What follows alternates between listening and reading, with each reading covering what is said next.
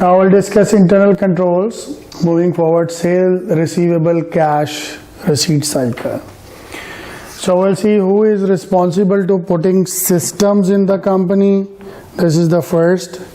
Then what will be the flow diagram that we will see, the best one to get a more efficient sale and purchase or other activities.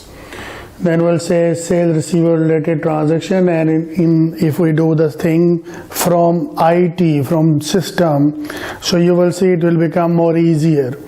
Manual system always takes more document work and more delayed in dealing with the people. So nowadays we see the system effects. Okay, what management is responsible? In general, management is responsible to buy a software. Management is responsible to put a credit department who will choose the customers based on certain criteria. They will do the verifications. So we should not have bad customers. We should have effective, smart and paying customers. This is the purification that they will do. They should have a system like this. Then company should define, management should have a format of purchase order, right? Then sale order, then quotation for sale, for purchase PO, sets documents with a defined system of who can make, who can approve, who can issue, who can buy, right? This is in general. So we should have a proper acceptance of customer order, granting a credit approval, safeguarding of asset with the sale, timely shipment, billing for shipment, accounting for these receivables, recording, depositing cash that we receive. This is all is the responsibility of management. Different departments will be involved. They will have different forms and procedure and authorizations and approvals. Yeah, so in American economy, we have a slight different kind of organizational structure, right? Maybe in other countries you will see everything is under CFO, but in American atmosphere we have a different organizational structure.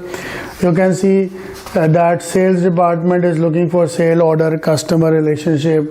CFO is looking for mail room, credit management, cash receipts, cash payments. So more treasury work is under CFO. Here you have a controller who is reporting to CEO. Everyone is reporting to CEO. Cost accounting, timekeeping, general ledger, payroll, account receivable, payable, inventory controller, billing, all this comes under controller. So controller is the most important actually, who is running the internal organization affairs, matters in some of sale, purchase, other things, right? So here we will put the internal controls. Then we have human resource, manufacturing, they will do shipping, receiving, and this is how the hierarchy is being divided. So it says auditor responsibilities and segregation of duties are very important. They should understand the entity, organizational structure, and always when we do any kind of system, we should know that there is a cost benefit analysis. If I do something which costs me more, benefit comes less, so this is not a value added activity. Now who is responsible for who, right? In a sale process, we have sales. So sales department will deal customer order, credit will approve, inventory will check the inventory is available to dispatch, shipping will dispatch, actually billing will do their bills, account receivable will create a receivable, mail room will open the checks, there will be a cash receipt, we will have a debit credit through ledger, and we will have a receiving department. So all these people will be involved. If you see this diagram, same diagram put into, these are the departments, right? And he's saying this is start from here, customer order, we prepare, and you can see 1, 2, 3, 4, 5, 6 copies, because this is manual, right? It's a sale receivable manual. So you will have lot of copies, it will flow here and there, and then in the last money will come and you will deposit into the bank. So this is a flow chart, flow diagram.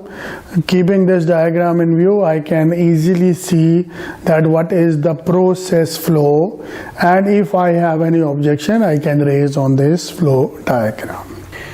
Yeah, so he will explain that it will start this credit, same as I told you. So just we can skip shipping, goods and services. Bill will issue, prepare the ledgers, and this is how it is going. Now, when we will have a sale, after a agreed period, customer will pay us, right? So we will have cash receipt manual system, means where you are using the physical registers. And you will see again, customer will send a check, mail room will open, they will make a daily receipt. Then step number 2, checks, then it will go to the cash receipt, then account receivable will adjust, controller, and this how in the last it will be added in the bank. So this flow is comprehensively clear.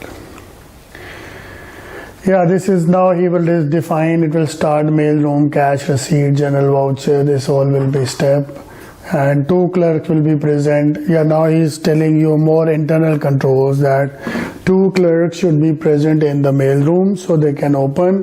Checks are endorsed for deposit only. So maybe if a customer send a check without account pay only, so we should at time make it sure all cash is deposit instantly. So sometime management has a policy, today cash will be deposit tomorrow. Some will have 2 days, depend how close the bank is, how much manpower you have, you will define accordingly.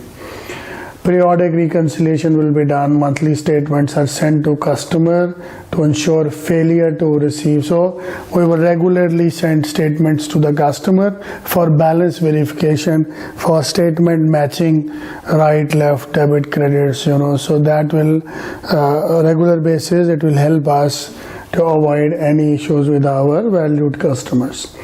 Logbox system, we study generally in BEC that we want to speed up the collection procedure, and want to reduce the floating period when a customer has paid and money is not yet credited to our account, right? So logbox system, when we introduce it, speed up the receipts collection and deposit in the bank. So he says that we can use some segregation of duties, use compensating controls. Compensating control means when you don't have a fleet of internal auditor, you give additional job to the next level of authority for further checking. So every level checks the work of the other work. So it clear a compensating control. Increase supervision, do customer audits, and bond your employees responsible for handling cash, because cash is really important. So we do have other sale receivable related transaction, for example sale return. So who can approve the sale return, right? This is very important. Approvals, then separate approval of the credit memo related to a sale return or allowance, approved by someone not in the sales department. So if a sale manager, he is handling everything, he is allowing sale returns, this is very dangerous. So we have to have a separate person who will keep a record, and he will investigate, or you can say rationalize and approve if it is a genuine returns.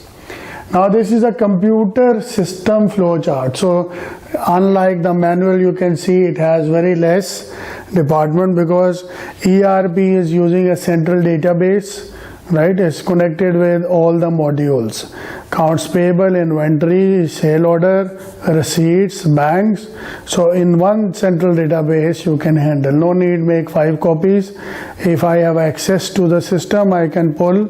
Suppose I want to make a payment, I'm a payment guy, or I want to receive the payment against the invoice. So invoice will be showing there. I will just pull the number, it will come. So in computers, it becomes more easy. So you will see it is a more clear and clean. Process remains same, of course. It start with customer order, then there are some databases we define for accounts payable, inventory. These are individual databases but connected to a central databases, and the process flow goes the same, and we deliver the goods And when the money will come, again we will have an automated system.